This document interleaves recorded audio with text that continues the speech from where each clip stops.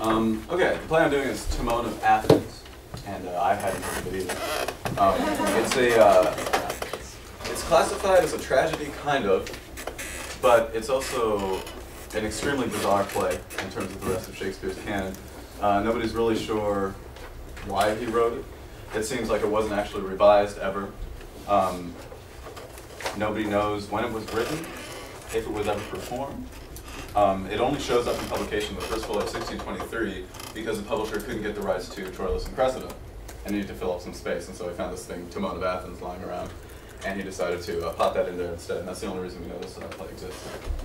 It's very strange and one-dimensional, I guess, as opposed to the rest of Shakespeare's plays, which are all about complexity, and it's all about 10 different things, and we're not really sure what's going on the whole time, but in Timon, it's about one thing, and it's at the bottom there.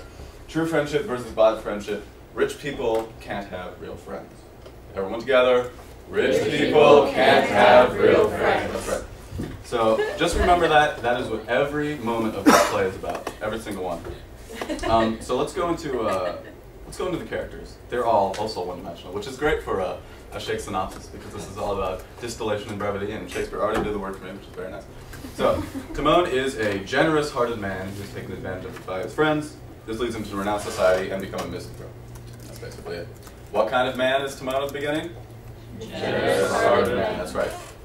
He's a generous guy. He's almost supernaturally generous, just giving without thinking about it. Okay, Flavius was his servant, and Timon believes him to be a good man, and the only man Timon believes to be a good man by the end. Who's the only man Timon believes to be a good man by the end? Flavius. Okay, remember that. All right, Epimantus is a philosopher of some sort who seems to exist for the sole reason of insulting Timon all the time.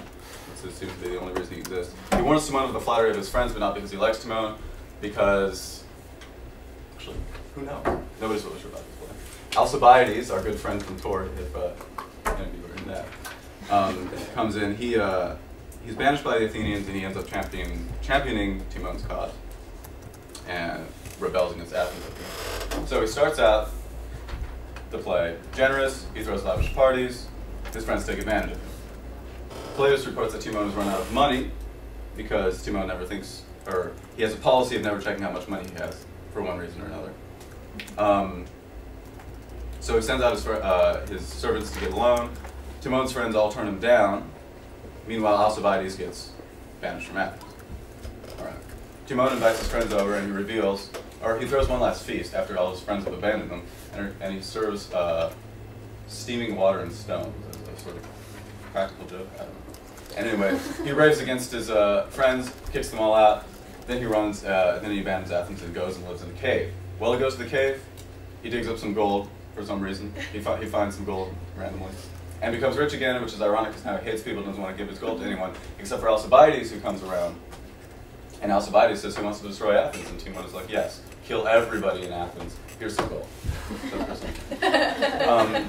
Timon is continually supported in his belief that man is corrupt because people keep coming to him, asking for his money, flattering him, and so forth. In the end, the senators visit Timon and try to convince him to come back. He refuses. He says, men are terrible, and then he dies. That's implied anyway.